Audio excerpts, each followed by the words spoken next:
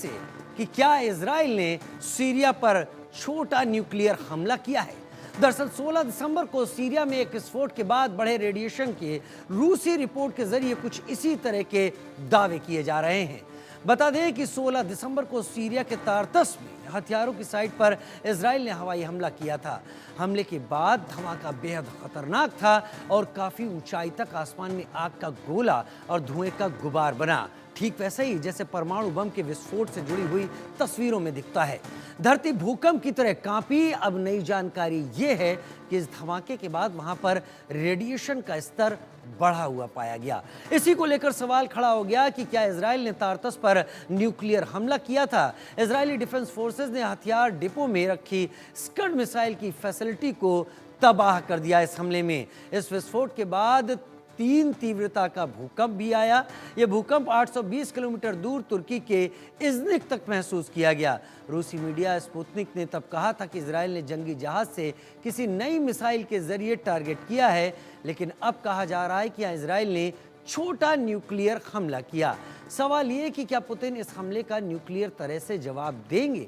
क्या अब युद्ध में परमाणु बमों की एंट्री हो चुकी है? सवाल ये भी कि जिन क्षेत्रों में, जिन देशों में परमाणु बम नहीं है, क्या उन्हें डर कर रहना चाहिए? ये धमाका आसान नहीं था। इस धमाके के पीछे जो बातें थी वो बहुत गंभीर करने वाली हैं। रेडिएशन बड़ा मिलना सवाल जरूर खड़े करता है, लेकिन 9 देशों के पास परमाणु हथियार आज की तारीख में दुनिया में हैं। आपको बता देते हैं कि वो देश कौन कौन हैं। यही हम आपको यहाँ पर बताने जा रहे हैं कि वो देश कौन कौन हैं। जो 9 देश हैं जिनके पास परमाणु हथियार हैं, तो वो 9 देश हैं: अमेरिका, रूस, फ्रांस, चीन, भारत, पाकिस्तान, इजराइल, उत्तर कोरिया और यूनाइटेड किंगडम। हालांकि इजराइल इस बात को स्वीकारता नहीं है कि उसके पास परमाणु हथियार हैं, लेकिन इजराइल को माना जाता है परमाणु हथियार कैपेबल कंट्री। उसी तरह से उत्तर कोरिया, जिस पर कई सारे बैन हैं, प्रतिबंध हैं, लेकिन वो परमाणु हथियार रखता है। हालांकि सामने वो बात नहीं है। दुनिया में इस समय लगभग 12,100 परमाणु हथियार मौजूद हैं,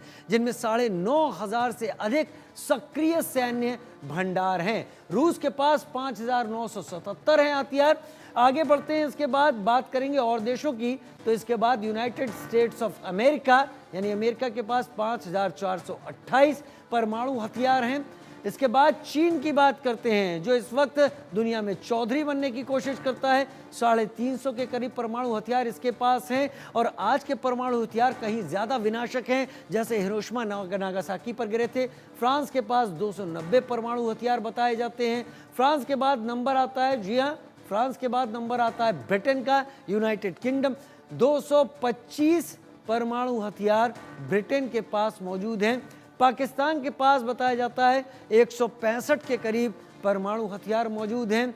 भारत के पास 160 की संख्या बताई जाती है कि परमाणु हथियारों की है। वहीं इसके बाद नंबर आता है उत्तर कोरिया, इजराइल और बाकी देशों का। तो इजराइल के पास 90 परमाणु हथियारों की बात यहाँ पर हम रख सकते हैं, लेकिन इजराइल स्वीकारता नहीं है। ये अलग अलग सोर्सेस है। उत्तर कोरिया के पास 20 परमाणु हथियार होने की बात कही जाती है। एक एक करके सारी चीजें सामने आती है। लेकिन परमाणु हमले की अगर हम बात कर रहे हैं, युद्ध में ऐसे इस्तेमाल की बात कर रहे हैं, तबाही कितनी होती है ये भी हम आपको बता देते हैं। जहां परमाणु बम गिरता है वहां के सभी जीव जंतु, पेड़ पौधे उस जगह नष्ट हो जाते हैं। तो ये देखिए, सभी कुछ नष्ट हो जाता है उस जगह पर जहां परमाणु बम गिरता है। तापमान हजारों डिग्री तक यहां पर पहुंच जाता है, जिस जगह उसका सेंटर पॉइंट यानी जहां पर बम गिराया जाता है। आसपास की सभी चीजें जलकर राख हो जाती हैं। 1 से 2 किलोमीटर के एरिया में तो चीजें पिघल जाती हैं, ऐसा कहा जाता है। लेकिन कई किलोमीटर दूर तक के इलाके में गंभीर रेडिएशन फैल जाता है, जिससे कैंसर, डीएनए में बदलाव, गंभीर चोटें, ये सारी चीजें सामने आती हैं। लेकिन इसके साथ अंग भंग यानी शरीर के जो अंग हैं वो अलग हो जाना, विकलांगता की बीमारियां, चर्म रोग, स्किन से जुड़ी हुई जलन की समस्या, सालों तक इसका असर होता है। मानवता और पर्यावरण सालों तक उस इलाके की भूमि बंजर हो जाती है। मिट्टी, पानी और हवा इस इलाके में प्रदूषित हो जाते हैं। मैं अगर कह रहा हूं आपसे सालों तक इसका असर होता है, तो ये समझिए कि जो जेनरेशंस होती हैं उन पर भी इसका असर पड़ता है। निपुण आलम बयान मेरे साथ विदेश मामलों के जानकार के तौर पर इस वक्त जुड़ रहे हैं।